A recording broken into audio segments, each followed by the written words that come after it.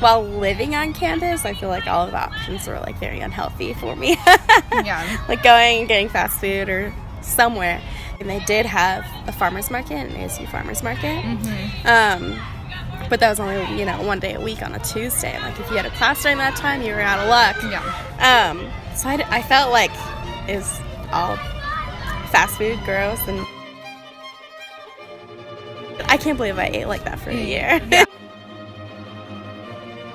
Well, a food desert is any particular area that's like greater than a mile away from the nearest grocery store / supermarket, which a lot of areas fall into that category. A food swamp is an area that has a really high density of kind of high calorie, high fat, potentially fast food outlets.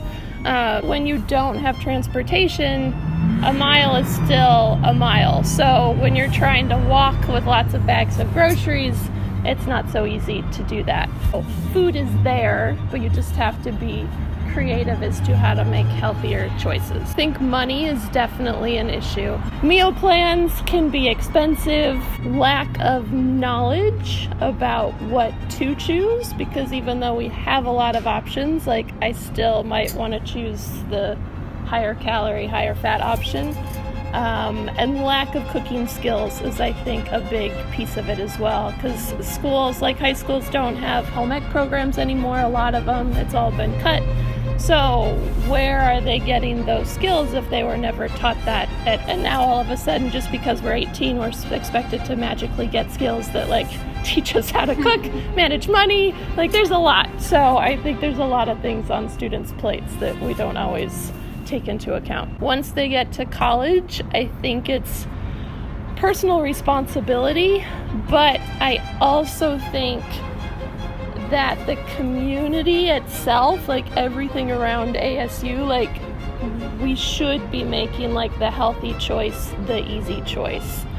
And that's not currently happening in the way that most cities are set up. Like it's just not set up for health. I think as a university, like we have a great dining program. We have like ASU wellness. So we have like those programs in place, but the number of students that take advantage of that are probably on the lower side. It is always possible to make a healthy choice, but it's not always easy. I understand from talking with my students that a lot of students feel that it's hard to find healthy food on campus. As far as the other food outlets on campus, I think that there's still, not always the most healthy options, but again, that's what you're going to encounter anytime you're choosing your own food anywhere. We definitely see that there's a lot more prevalence of foods that tend to be higher in calorie density and lower in nutrient density. Is that when you think about like preparing food for yourself, shopping for a week or more, keeping healthy foods on hand, a lot of college students are not in that phase of life where they have a lot of capacity to buy food, store food, weekly grocery shop, things like that. And when you compare, for example, fast food to something like Chop Shop or Devil's Greens or things like that, you are paying more for that healthy food in those cases. But I don't want students to think that that means that healthy eating has to be more expensive. And those stresses and all the things that students are dealing with can have an impact on food choices. For students who are very stressed, they might be more likely to have health-related issues, get sick more often, not get enough sleep. If you think about what we're meant to do, like biologically, food and having adequate fuel is a major priority for us. So it makes sense that we wouldn't be able to focus or give our best performance to academic pursuits when we're underfed, underfueled, things like that. People who eat more fruits and vegetables have significantly lower symptoms of anxiety and depression than students at the lowest quintile of fruit and vegetable intake. So we know that it matters not just for the sake of eating healthier because I think that they should, but because I really believe that it's relevant to what students actually care about, which is being successful at school. A healthy diet to me is nothing that I eat, unfortunately. Okay. Probably broccoli. I feel like green things are always healthy.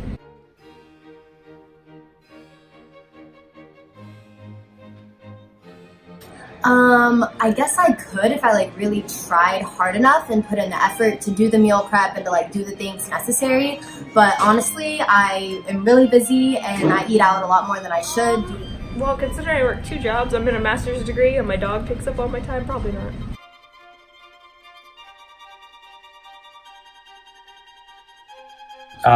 Just time, if you're rushing, is it more convenient to waste like 20-30 minutes to make a meal, or just drive to Chipotle?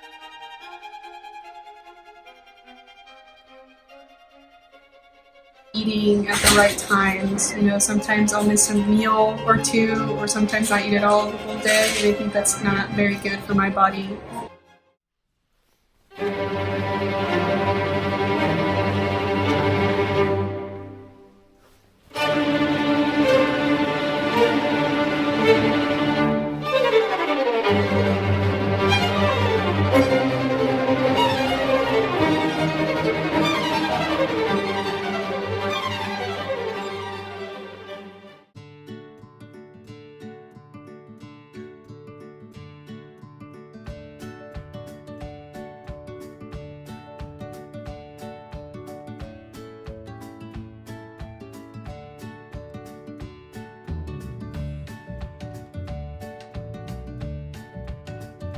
Dig It was started by Kelly and myself in 2014.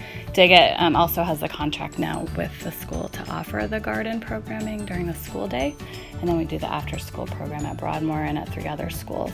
But yeah, Dig It in general, we just want kids outside learning. We want to capitalize on what gets them excited. Now we're in our tools theme, so we're teaching them all about different techniques to use in cultivating and planting and harvesting, and what the names of the tools are and how they're used and how to be safe with them. And we do that both with the cooking and nutrition side, so they're using graters and peelers and knives, and we're teaching them all those skills, but then they're also doing that in the garden.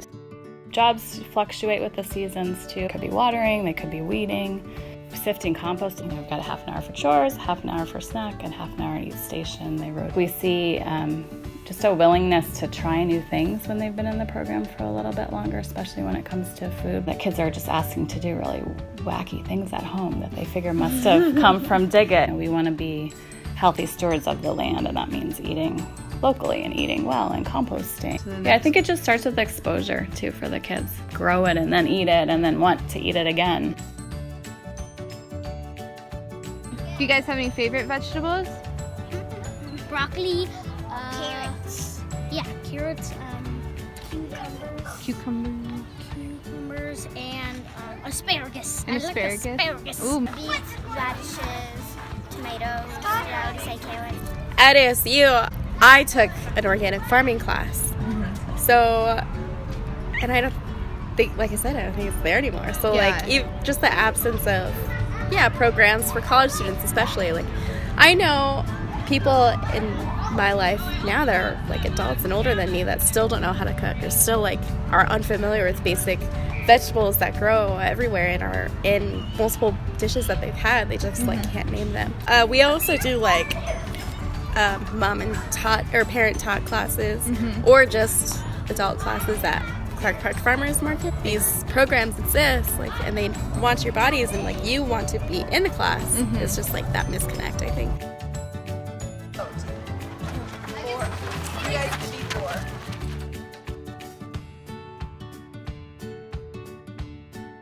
The things that grow here are different than things that grow anywhere else. So it's I would like people to come out because then they can understand more of food that's native to here, that's easier for them to have access to. What we need is volunteers. We always need people here. We need people to work in the garden, and it's really hard to get that. So what I've tried to do is reach out to ASU. Then we always have food left over. We always have to be harvesting. That we have extra produce that that has to be harvested. There's no way around it. We have to do it. Awesome. So I would have liked to set up something where students could come to the garden work days, do a little work. You can come for an hour. If all you can spare is an hour, you can spare an hour this week, you can spare an hour next week.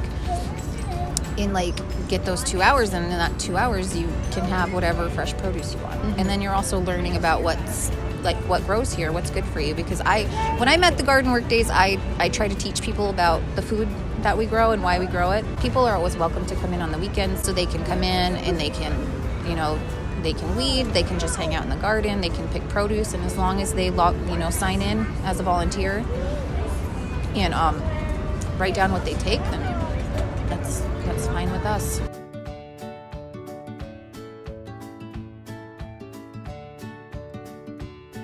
Farm Express is addressing food access and food insecurities in more vulnerable communities, so whether that's like senior centers, school populations, community centers, and we go all throughout Phoenix area to make sure that folks have access to fresh, affordable produce. The access to healthy produce is the difference between, how clearly you think or how well you feel. So it's the difference between getting up and going to work and being successful the whole day or feeling kind of bad about it all. And I think the access to making sure people have healthy options is incredibly important, because once you start eating all those delicious healthy produce, then it really makes all the difference. Education is incredibly important, because just because you have access to a butternut squash doesn't mean you have any idea how to use it and what you can do with it. Places, especially like ASU or education places, have great opportunities and resources to make sure that they're disseminating that information. So we're already in ASU downtown, as you know, and I am working on getting it to ASU Tempe, hopefully starting in January. I hope that it's a fresh, healthy, really sincerely affordable option. So I'm hoping that it makes, it'll be the access that people need to make the difference between buying something unhealthy and not.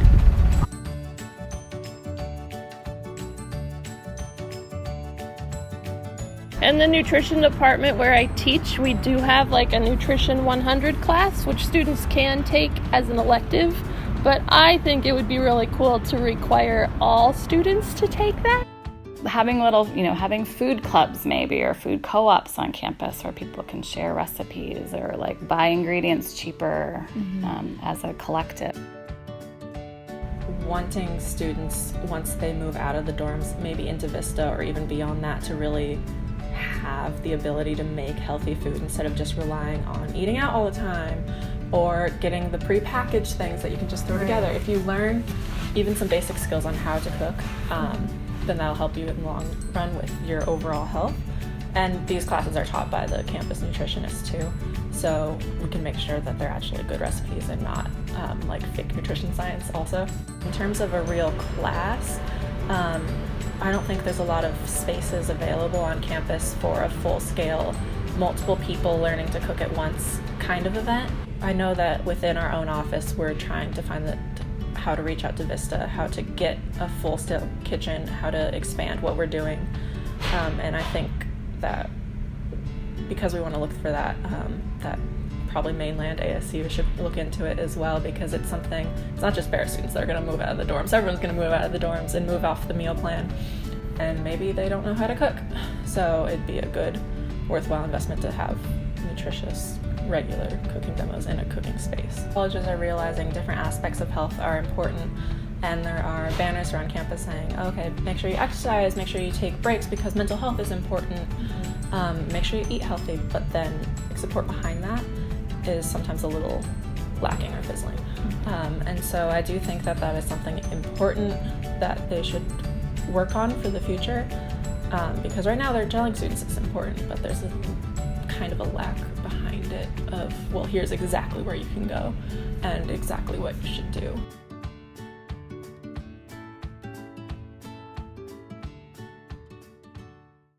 Get involved with the solutions today. Get your kids involved in edible education. Volunteer at Clark Park Farmers Market for produce. Start a food co-op or club on campus. Shop at Farm Express. Cook healthy dishes with your friends and family. And finally, demand change.